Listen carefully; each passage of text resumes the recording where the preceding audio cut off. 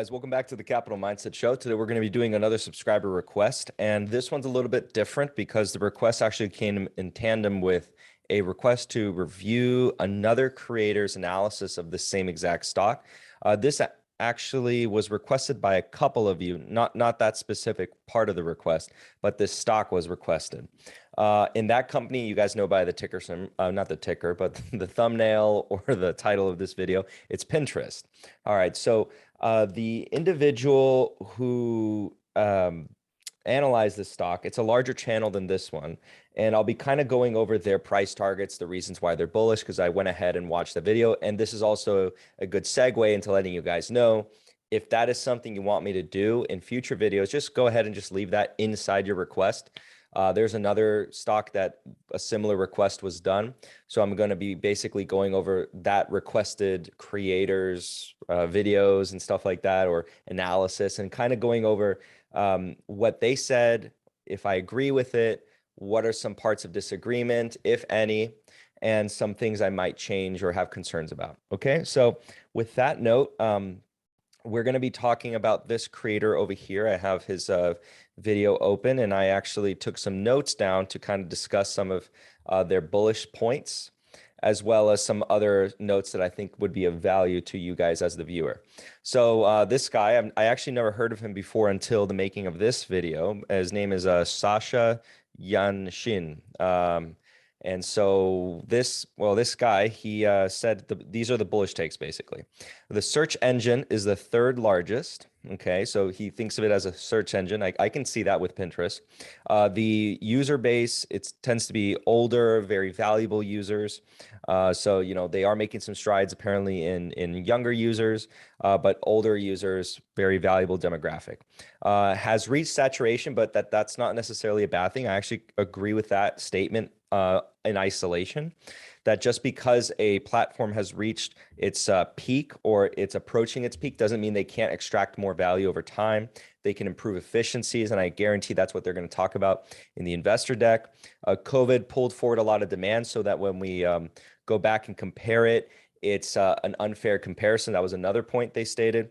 And the implication is a 50% growth rate going forward, and then a decay in the next couple years. So I'll kind of go over that in their valuation, which is next. So this individual used a perpetual rate of 5%. And so they used the perpetual method and also a terminal multiple method using EBITDA, my favorite metric. So EBITDA multiple of 20. And then with this and those assumptions that I stated before, a 50% growth rate with a slight decay eventually, they came up with 3 different price targets. The first one being $100, and this one came from the EBITDA approach, and then the other one $68 coming from the perpetual approach, and then $85 because they said that was somewhere in the middle.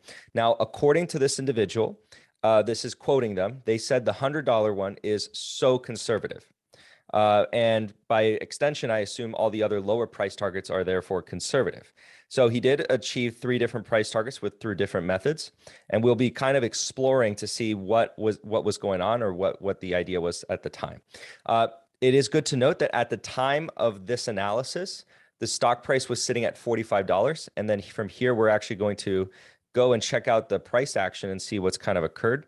So this video was made somewhere in November, from my understanding. I didn't write down the exact date, but somewhere in November, I noted that the price was $45, and at present, it's $24.71. At the making of that video, this individual has made several videos, by the way. This is the first time when they were adding to it, apparently, that they were increasing their positions significantly. Okay, so then based off of this analysis, if this analysis is true and sound, it still was a good decision at the time. Again, if this analysis is sound, and we'll actually judge that later. But I'm just judging them off of the information that they provided and assuming that they are absolutely correct. And then now, again, this person is still maintaining a bullish take on Pinterest because that makes sense. That is logically sound. They're not being logically inconsistent with that. So then they're saying if it was a good deal then, it's definitely a really good deal now, as long as the analysis is sound, right? Okay, so that's good to note right there. And now let's actually kind of break into the investor deck and see what's kind of to look at this company. So basically right here with this revenue growth, and I want to make sure we can all see it together. Revenue has been growing global about 20%. So that's good. So I imagine that they're going to show us users. Yeah, this is users. Okay, so users are down. So this is that efficiency improvement that was talking about earlier. So just because users are down doesn't mean the company can't experience greater and greater efficiencies going forward. So that's kind of what this is kind of showing to you guys here. That's what I mean by that. And looking here, this is average revenue per user. So this is, again, kind of showing that theme of efficiency. So they're making more money per person. So if they lose some people, it's fine because they can make more money per person. Taking a look over here, non-GAAP. Okay, so this is their R&D, G&A, S&M, and cost of revenue. Okay, cost of revenue is a little bit concerning because it is coming down a little bit, but not too drastic. So despite the actual gross profit going up, that's probably because there's more coming in. The actual margins have been compressed slightly. Okay, about 2% year over year. So let's see. Does anything want to highlight here elsewhere? R&D. Okay, they increased R&D by 24%. That's good. As a percentage of revenue, it's only up 1%. So, but we want to see them innovating or investing in innovation. So that's fine. And by the way, if this is confusing, this is because this is the percent change in absolute terms. So comparing the, for example, 139 to 127. But when I look at the margins per se, it's looking out of the percent of revenue, it's 16 and 18%. Okay, so right here, this is the adjusted EBITDA, my favorite metric ever. I love when companies just highlight this. If you can't tell, I'll let the commenters down below let you know. So adjusted EBITDA, we're sitting at about a 41% margin, it looks like, and that's pretty good. So EBITDA is in some form or in a lot of ways a indicator or a bellwether for cash flow. Okay, so the growth year over year has been 17%. So that's a far cry from the analysis so far that we hit, which is 50%. Now, I understand that this could be not showing the massive pull forward that I was just talking about earlier, that this person has indicated to be the case. So, okay, we'll give him that. But this is actually indicating a massive acceleration going forward to assume 50% growth and then on and on and on. Well, we have to take into account the perpetual of 5%, but there's an issue I have with, well, not necessarily. We'll talk about that. All right, actually from here, let's go on to the model and I'll make some commentary. So right here, let's just plug it in so we have that going forward. Let's see what it pulls out. So with the perpetual rate of 5%, I don't tend to have a problem with that in this specific instance because this individual made an analysis of about 4 years. So 2026, I think, was the end point. So that's fine because perpetual rate, if you're going 5% or greater than GDP growth, 10 years or 20 years, that's starting to stretch the bounds of what your model's actually going to print out being accurate. Okay, so yeah, that's fine having a 5%. Taking a look here, let's actually lower that to the 4 mark. And the model can do that. It can do up from 2 to 20 years. And so what we're going to do instead is we're going to put our standard required rate of return in this instance of something indicating of uncertainty in this case. And we're going to add this individual's required rates of return afterwards, right? Based on the presumptions at the time. And that's based on the price targets, by the way. So I'll explain what that means. So based on those price targets. So taking a look at, well, let's actually assume some growth rates. So let's see if they can do 50%. So if they do 50%, we're already starting on a bad footing because at 50% growth in cash flows, the business is still, it's just under or just above the fair value mark. So it's actually overvalued according to that. And I'm assuming the 50% and I'm actually removing deceleration. So this individual modeled out deceleration. I'm not actually removing that. I'm actually assuming it continues and then has the perpetual growth after the 4th year. So that's not good so far. It actually indicates it's a little bit overvalued. Analysts have a fair value of 41.46, by the way, indicating a 67.7% upside from here. I just wanted to shout that out.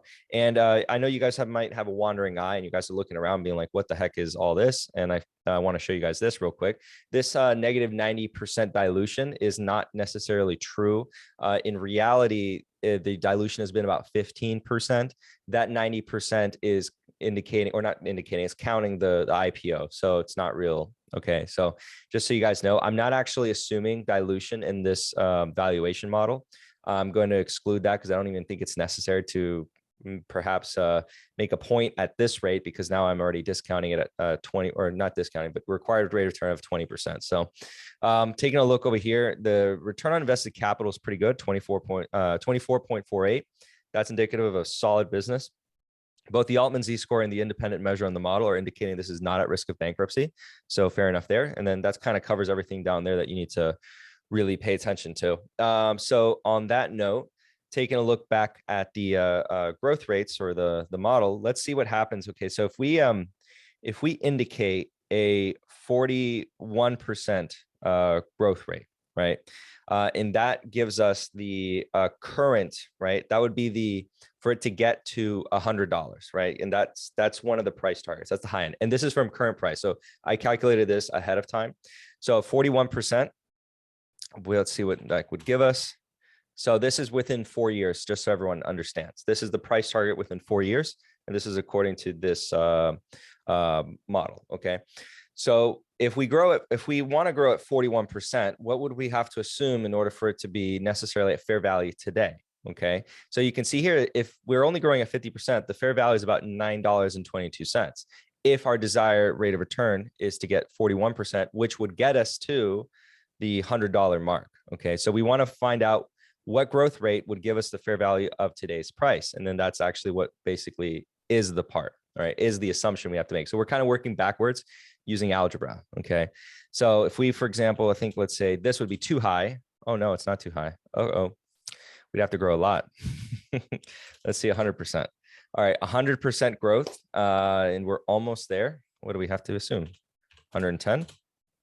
No, 105. And 103. I'll count that. 103. Okay, so we'd have to grow about 103% for 4 years in order for the fair value to be about where we are today and the price target of 100 to be more or less accurate. So then let's take a look at what would we pencil out if we wanted to make a 35. Let's go to the next one, 35%. And this is for the $85 price target, which is the midpoint between $100 and $68 that person indicated. It's not the actual midpoint, but it's the midpoint they gave us. So in that case, that's actually already enough growth. Let's see a 70. Okay, so we can't assume that.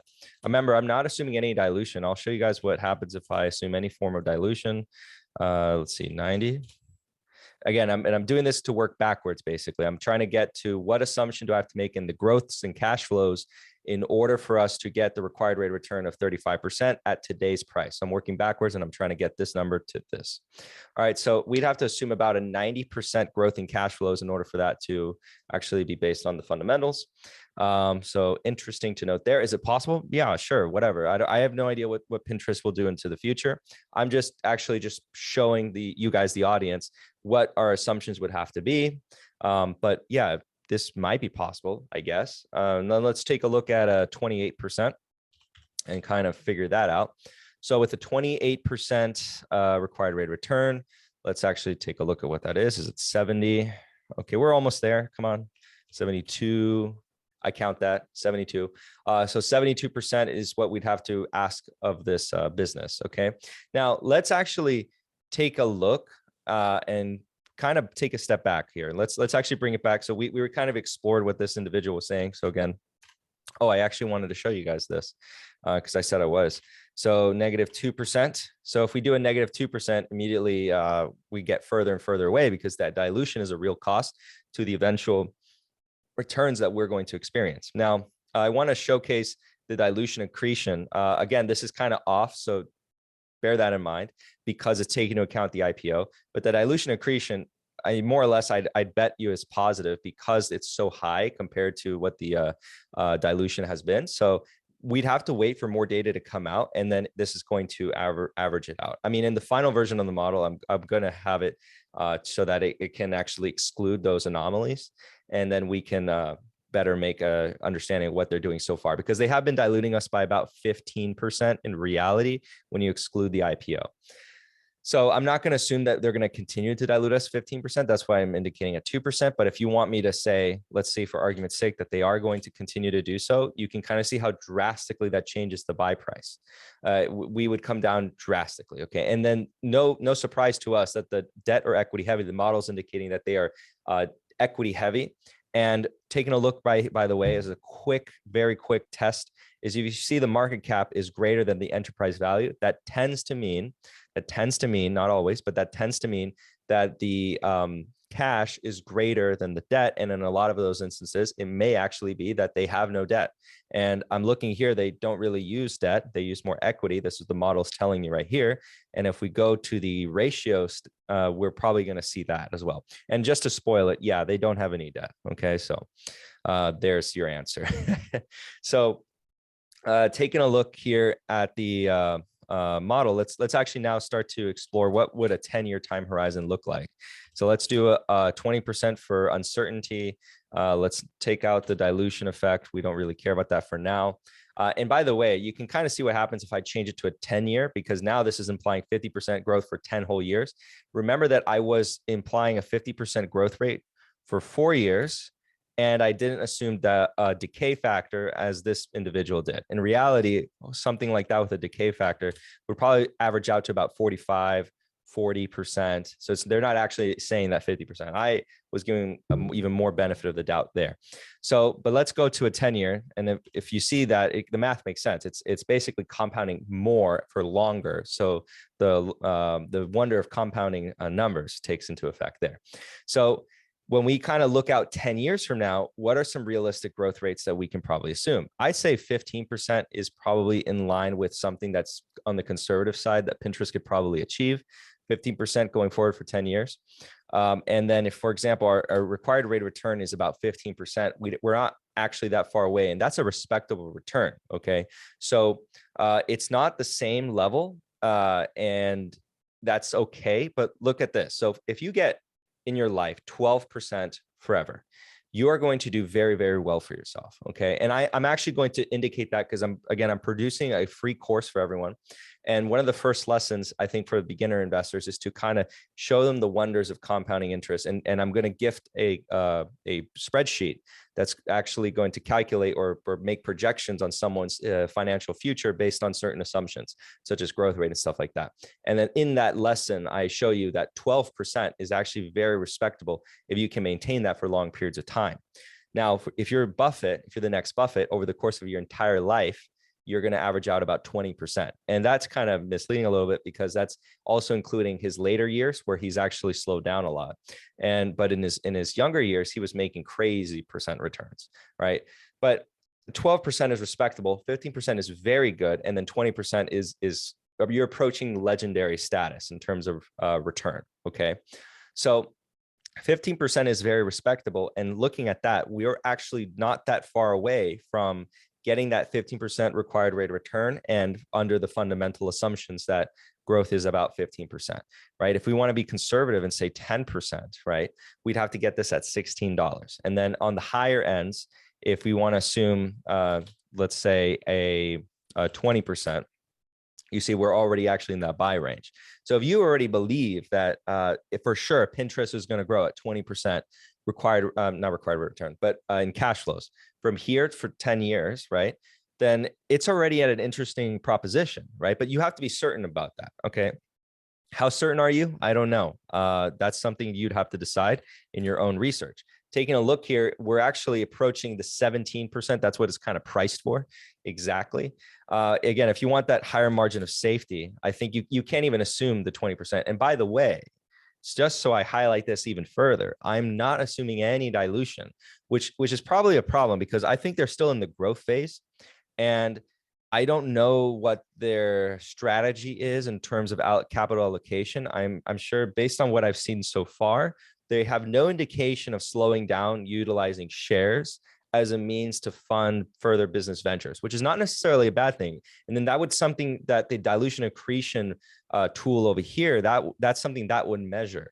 And then if they're, utilizing it effectively, I would expect that they're not a bad business from what I'm observing.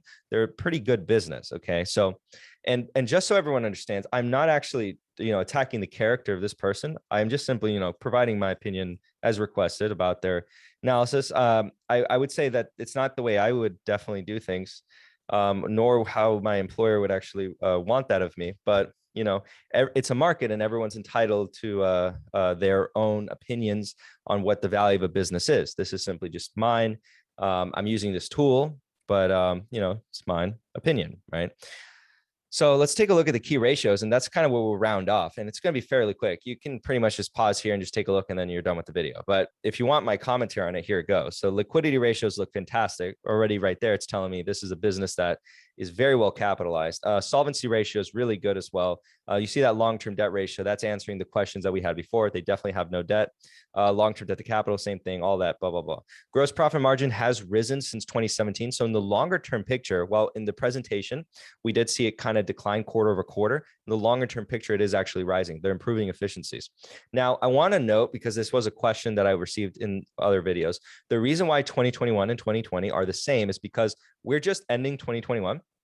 And I know we're technically in 2022, but I'm talking about the reporting calendar year is just ending 2021. So the data that's porting in, it's not complete. So the model is actually just ignoring it. And 2021 is actually like trailing 12 months. So as more quarterly reports are filed for individual companies, depending on the company, the last column will turn into 2022 and 2020 will be 2021. So that is why in some of these videos, you guys are noticing that 2020 and 2021 are the same with regards to the ratios, right? Okay, so hopefully that answers that question if any of you had that question.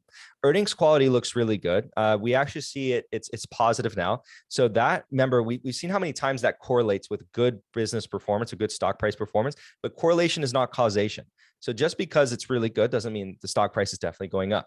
In fact, the stock price could very well be overvalued, and the business underneath the overvalued stock can be very good. Okay, it's just telling us that the business is being really well run. Okay, so by far this is not a bad business. Okay, it's just I don't think it's adequately priced, and that's just my opinion. I'm just laying it bare right there before you. Okay, so we can disagree, and if you guys think I'm wrong on this opinion, feel free to let me know down below why I'm wrong. I'm always willing to hear out the other arguments. I love when you guys are like, talking in the comments back and forth and saying, oh, well, you're really missing out on this. Like, for example, Intel, I had some disagreements with other subscribers with Intel, but, I can see your points, and I'm watching Intel. There is a price in which I rebuy.